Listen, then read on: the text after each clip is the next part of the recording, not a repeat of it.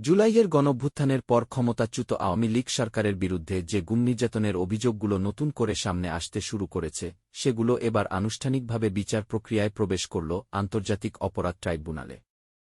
মানবতাবিরোধী অপরাধের দুটি পৃথক মামলায় মোট ২৮ আসামির বিরুদ্ধে অভিযোগ গঠনের শুনানির তারিখ নির্ধারণ করেছে ট্রাইব্যুনাল ১।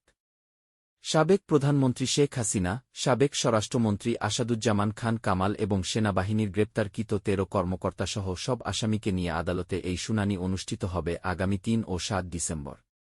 রোববার বিচারপতি মো.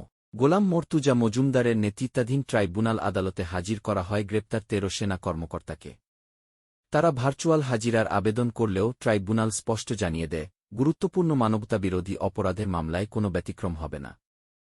আইন সবার জন্য সমান, তাই সশরীরে উপস্থিত থাকতে হবে। এ মন্তব্য আদালতে ব্যাপক সাড়া তোলে। এদিকে যেসব আসামি এখনও পলাতক, তাদের বিরুদ্ধে আত্মসমর্পণের বিজ্ঞপ্তি জারি করার প্রস্তুতি চলছে। আইনি বিশ্লেষকদের মতে এটি হচ্ছে জুলাই আন্দোলনের পর নেওয়া সবচেয়ে বড় বিচারিক পদক্ষেপ, যা ভবিষ্যৎ রাজনৈতিক প্রক্রিয়ায় বড় প্রভাব ফেলতে পারে। এই মামলাগুলো দেশের গুম নির্যাতনের দীর্ঘদিনের আলোচিত অভিযোগগুলোকে নতুন করে বিচারিক কাঠামোর সামনে দাঁড় করিয়েছে।